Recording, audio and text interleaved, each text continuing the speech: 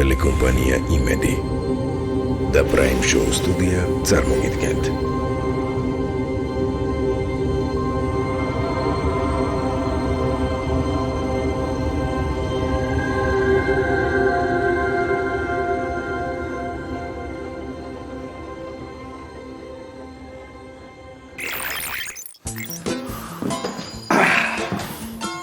How are you, Mr. Pierre?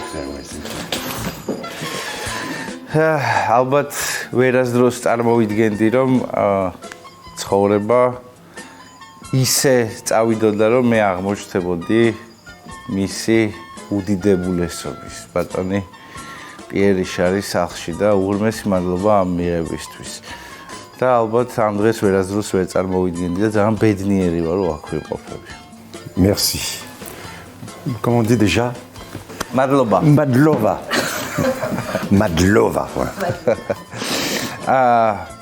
ბატონო პიერ დღეს ჩვენ ვისაუბრებთ თქვენს ცხოვრებაზე, როგორ მოხვედით დღევანდელ დღემდე და ეს ძალიან შესაშურია ბევრისთვის, თუმცა ამ გალდაცემას აქვს პირველი ტრადიციული კითხვა და მე ამ შემთხვევაში ესე შეგეკითხებით თქვენ გარდა იმისა, რაც ვიცით, ვინ არის პიერ რიშარი? Je crois que pourquoi on me retrouve dans mes films, c'est que finalement je suis très proche dans la vie de mes films, que le personnage que je suis dans les films. J'ai joué des rôles de distrait, je suis vraiment distrait. J'ai joué des rôles de maladroit, je suis parfois très maladroit, très adroit aussi. La seule chose que je ne suis pas et que je suis parfois dans les films, c'est d'être malheureux. Je suis très heureux dans la vie. Donc là, c'est un rôle de composition. Mais sinon, je suis très proche de mes personnages. C'est comme ça que ma carrière est partie. Mon premier producteur m'a dit, filme-toi toi-même, tu feras du cinéma. Alors évidemment, j'invite quand même des histoires, mais le personnage est très proche de moi. Et je suis comme ça dans la vie aussi. La dernière fois, j'ai pris un taxi. Et le taxi m'a dit, Monsieur Pierre Richard, est-ce que vous êtes aussi distrait dans la vie que dans vos films? J'ai dit, pas du tout. J'ai fait un film où je suis distrait, mais sinon, je ne suis pas distrait du tout. Il m'a dit, oh, tant mieux pour vous, ça doit pas. Sinon, c'est pas facile. J'arrive à la maison, je sors du taxi, je rentre dans le hall, et j'entends le taxi qui frappe à la porte et qui me dit, Monsieur, vous avez oublié votre valise. მე მოველოდი სიმართლე რომ გითხრათ ამ პასუხს და აქედან გამომდინარე ეს კითხვაც მაქვს. თქვენი ნათამაშები როლებიდან ყველაზე მეტად ვისთან შეგიძლიათ საკუთარი თავის იდენტიფიცირება? Mais il y a un peu de tout dans chaque film. Là, j'ai tourné La Chèvre avec Depardieu. Dans La Chèvre, j'étais malchanceux. Une malchance absolument... c'est ce que j'ai dit tout à l'heure, je ne suis pas malchanceux. Mais, comme toujours, des fois, on a des coups de malchance. Je suis un peu tout dans mes films, ça dépend des films et ça dépend de mes... Et puis, je suis de moins en moins moi-même dans mes films, parce que maintenant, je joue des rôles dramatiques parfois, et donc ça n'a plus de rapport avec les premiers films que j'ai faits. Alors, je ne sais pas comment répondre à cette question. Quel est le film où je suis le plus moi-même? Il y a des petits bouts de moi-même dans chaque film.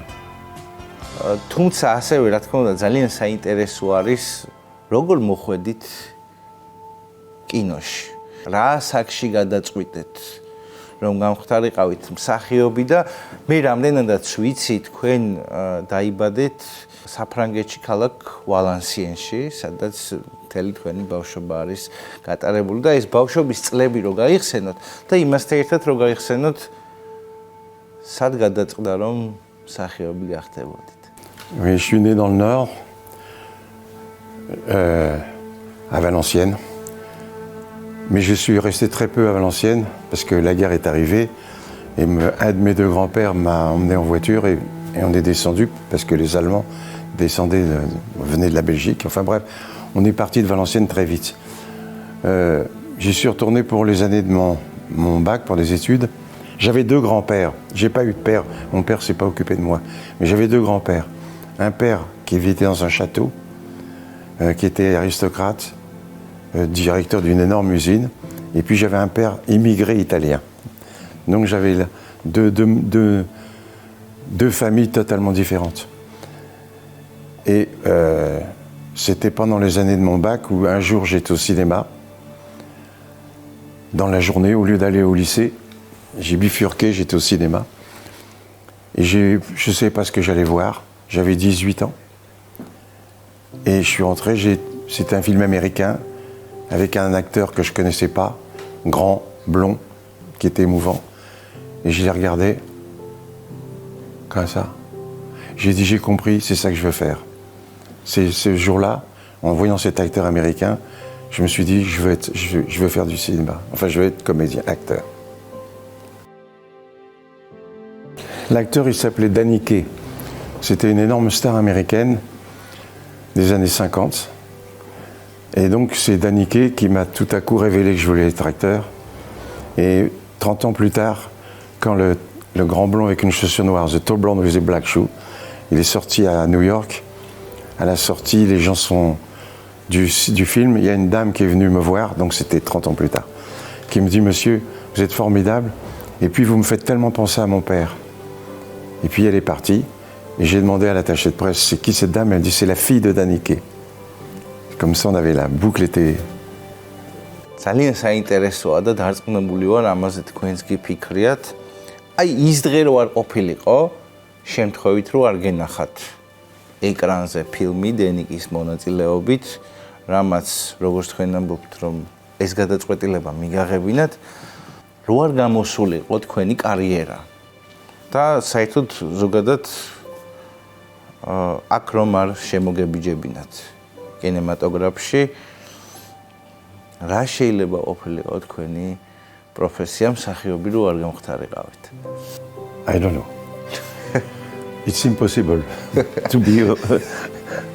C'est pas possible. Toute ma famille était dans l'industrie. C'était pas mon rêve. J'ai pas eu d'autre... Mon premier rêve, c'est celui-là et je l'ai réalisé. Sinon, je sais pas. ეს ის შემთხვევა არის, როდესაც პიერი შარი იყო ჩემი საყვარელი მსახიობი რა და ბავშვობაში ტელეეკრანებთან თუ კინოთეატრებში, სადაც თქვენი სახელი ეწერა, ის ფილმი აუცილებლად უნდა მენახა და იქვე იმასაც გეტყვით, რომ მე ხა არ ვარ მსახიობი და თქვენ ეს პროფესია უკეთესად იცით, ვინ იცის თქვენზე უკეთესად პრინციპში, მაგრამ ძალიან რთულია ითამაშო აი ისეთი როლები, ერთის შეხედვით კომედიური, რითაც თქვენ გახდით ცნობილი და ასე შეგიყვაროს ხალხმა. მე ხა მახსენდება ბევრი ადამიანი, ვინც აი ამ ჟანრში ყოფილა, ხო, დაწყებული, თუნდაც საფრანგეთიდან აღებული ლუი დე ფიუნესიდან და ასევე ამერიკაში რო წავიდეთ, ავიღოთ პირობითად ჯიმ კერი, ხო, ისიც თამაშობს რაღაცა კომედიურ როლებს, მაგრამ ეს არ არის შედარება. რისი კითხვა მინდა?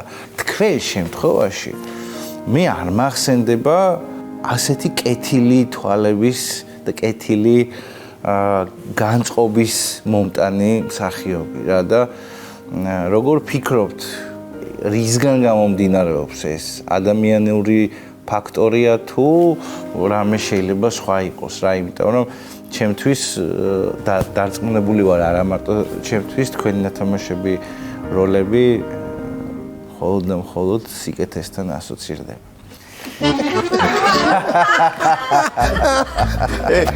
Dans tout ça, j'ai compris deux mots.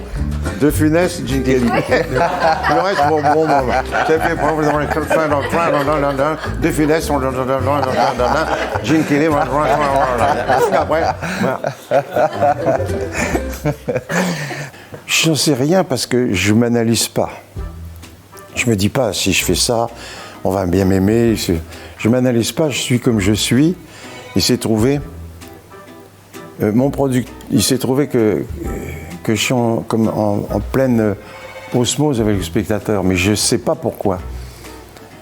C'est Yves Robert, un jour, qui était mon premier producteur, m'a dit « T'as de la chance, parce que c'est pas que tu sois le meilleur, mais les gens t'adorent. » Mais je ne sais pas pourquoi. vraiment. Mais peut-être parce que... oui, c'était le film Distrait, c'est mon premier film. Il m'a dit, tu sais pourquoi le film marche fort? C'est parce que la moitié des spectateurs ne sont pas distraits et souhaiteraient de l'être comme tu l'es, et l'autre moitié sont distraits et sont ravis d'être comme tu es. Et c'est ce phénomène qui a toujours passé où les gens, ils m'aiment bien parce qu'ils aimeraient bien être comme moi, ou en tout cas, ils sont comme moi. Mais j'ai vraiment analysé, moi, les raisons de cette... Peut-être aussi parce que j'aime les gens. Et qu'ils sentent que j'aime les gens. ყველაფერი ცვალებადია, ხო? იცვლება ტექნოლოგიები, იცვლება მიმდინარეობები და ალბათ კინემატოგრაფიც შეიცვალა იმ ეპოქასთან შედარებით, მაშინ როცა თქვენ დაიწყეთ ფილმებში თამაში. აი ამ სხვაობაზე რო გვითხრათ, რო შეადაროთ იმ დროის კინემატოგრაფი დღევანდელთან ტექნოლოგიების გარდა რითი განსხვავდება თუ შეგიძლიათ რომ გაიხსენოთ. Peut-être les films d'aujourd'hui sont plus portés sur la réalité, le réalisme, et du coup il est plus pas noir mais plus grave. Les problèmes sociaux sont énormes. Il y a une moins grande joie de vivre qu'il y a 50 ans, et ça se ressent dans le cinéma. Et donc les thèmes des films peuvent être noirs, en tout cas beaucoup plus gris. Beaucoup plus gris qu'avant. Ça a beaucoup changé. Le monde est devenu... on dit, il y a de quoi être pessimiste. Ouais. Moi, je suis un pessimiste d'ailleurs. Mais je suis un pessimiste joyeux. Ouais. რატო გეკითხებით? მაგალითად რო შევადაროთ ბოლო წლების განმავლობაში ასეთი საკულტო ფილმები აღარ გამოდის, როგორიც აი იმ ეპოქაში იყო. რისი ბრალია როგორ ფიქრობთ ეს და მეთანხმები თუ არა? ან თუნდაც გაიხსენეთ თქვენთვის, აი თუნდაც ბოლო 10 წლის განმავლობაში, რა ვიცი, ერთი ან ორი ფილმი, რომელმაც თქვენზე ძალიან დიდი ზეგავლენა მოახდინა. Le cinéma est de plus en plus difficile, à part quelques grosses productions. Et c'est devenu difficile parce qu'en fin de compte, c'est depuis le Covid aussi. Depuis le Covid.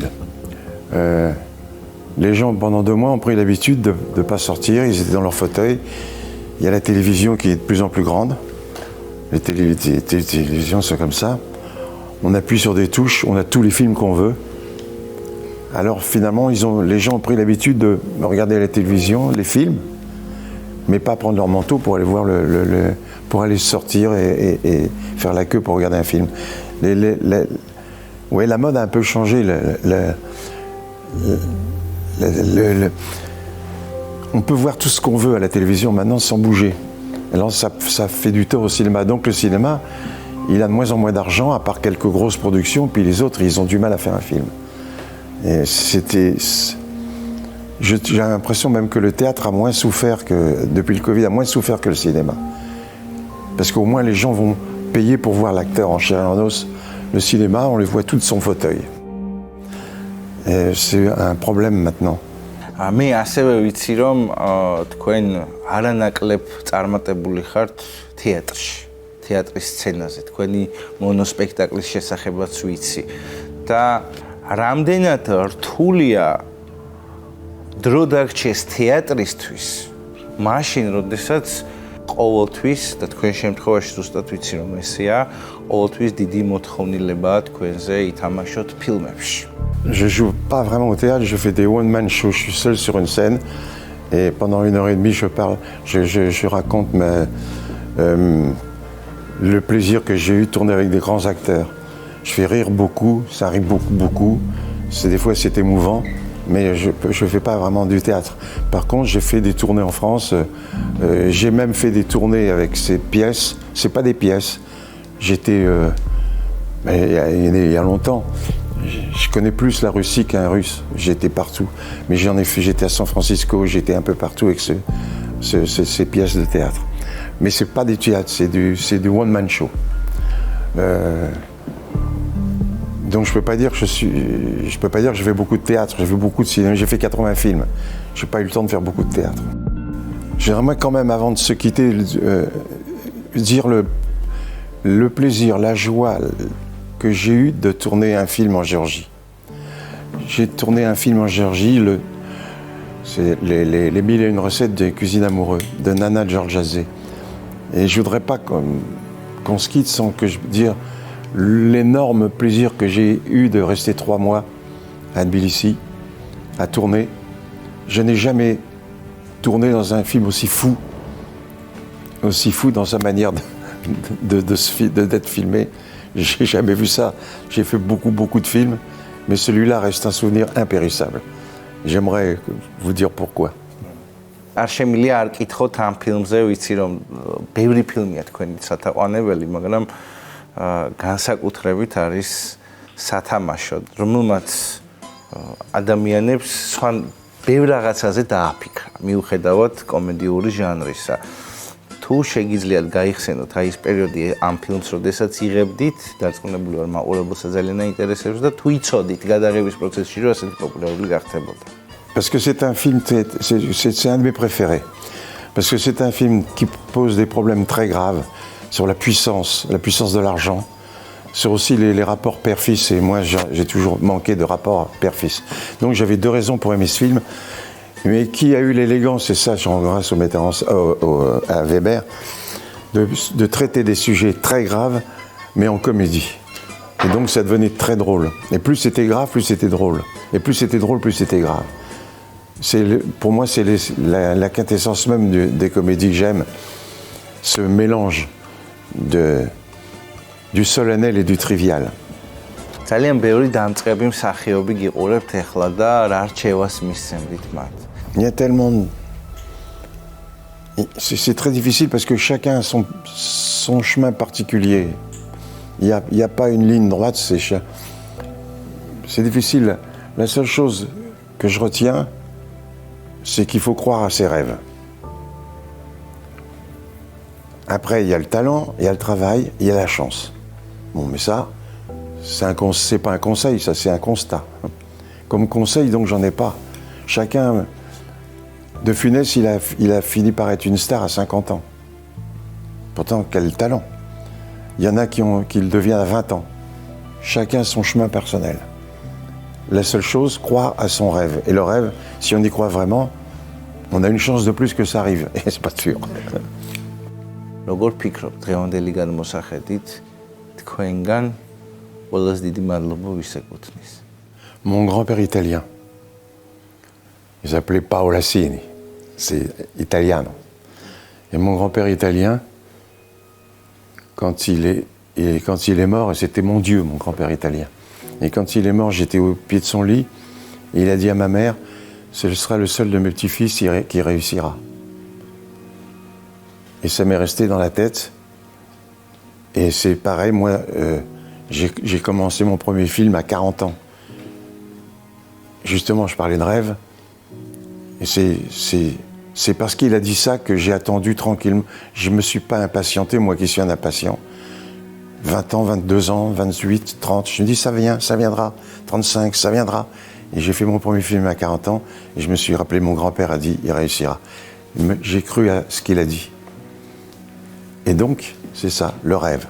გარდა იმ ფილმებისა, სადაც ქართულ ფილმებს გულისხმობ, სადაც მონაწილეობა გაქვთ მიღებული, აი ის რომ არა, საქართველო თქვენთან რასთან ასოცირდება? Je l'aime particulièrement. Le dernier jour de mon film,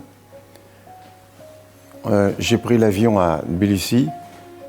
Toute l'équipe était là pour me dire au revoir. Et j'ai jamais vu ça. Ils étaient une quarantaine. On s'est embrassés, tout le monde pleurait, je pleurais. Et il y avait le producteur qui pesait 100 kilos, mon jour de piano, toute l'équipe était là pour me dire au revoir. Et on pleurait. Et ça, c'est un souvenir, j'ai jamais fait un film où on pleurait à la fin. Et là, on a pleuré de se quitter. Et c'est pour ça que c'est un souvenir pour moi, la Géorgie. Et j'en profite pour lui dire que je lui souhaite à la Géorgie qu'elle reste géorgienne, profondément. აუცილებლად მინდა გკითხოთ იმ საქმის შესახებ, რომელსაც თქვენ დიდ დროს უთმობთ, ეს არის მეღვინეობა. Je ne savais pas que je l'achèterais. J'ai visité la propriété. C'est un homme de la terre qui m'a expliqué ce que c'était que les vignes, ce que c'était. Et j'écoutais ça vaguement parce que je voyais la mer, je voyais pas les vignes. Et puis ce qu'il m'a raconté, probablement ça m'a intéressé plus que je croyais. Je suis rentré à Paris, puis un mois après j'ai dit oh, j'achète. Mais un mois après, j'avais pas prévu d'acheter. J'y connaissais rien. Et mais avant d'acheter, j'ai demandé quel était le meilleur œnologue. On m'a dit c'est monsieur Untel, je l'ai appelé. J'ai dit si j'achète, est-ce que vous me suivez? Il m'a dit oui. S'il m'avait dit non, je n'aurais pas acheté. Mais depuis, pour moi, c'était quelque chose de très important parce que je vivais toujours en regardant vers le ciel, le rêve, le cinéma. Là, j'ai appris à regarder par terre. Aussi, c'est important, la terre. J'ai appris à... J'ai pas tout le temps été comme ça, j'ai aussi été comme ça. Et je passais mon temps à faire ça. Le rêve, la vigne. Le rêve, la vigne. მე დარწმუნებული ვარ რომ და იმედი მაქვს რომ თქვენ საქართველოს კიდევ ესტუმრებით. It's for you. ძალიან დიდი მადლობა ფრანგული ღვინით. მეც მინდა გითხრათ რომ მცირე საჩუქარი მაქვს თქვენთვის. ჩვენ ყავს ჩვენი მეგობარი ძალიან ნიჭიერი დიზაინერი ელენე შავდია და ის ყოველთვის მატანს საპატიო სტუმრებისთვის, ოდესაც ქვეყანას ვტოვებ, გადასაღებად მივდივარ საჩუქრებს და ეს არის სპეციალურად თქვენთვის ქართული სამოსის ნაწილი. Je reconnais. C'est génial.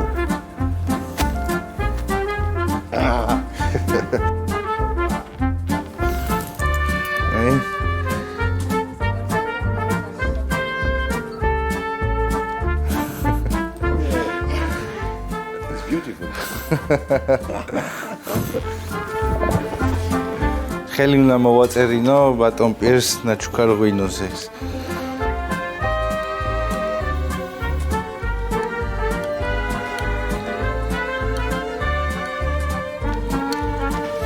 Thank you very much. ძალიან დიდი მადლობა მინდა გითხრათ ასეთი მასპინძლობისთვის. მინდა გისურვოთ დიდხანს კარგად ყოფნა, ჯანმრთელობა და მე ძალიან მდიდარი ვარ დღევანდელი დღით. მადლობა ამისთვის. დარწმუნებული ვარ მაყურებელსაც მოეწონა და დიდხანს უნდა იყო კარგად, რომ არა მარტო საფრანგეთს და საქართველოს, მთელ მსოფლიოს სჭირდება თქვენნაირი ადამიანები.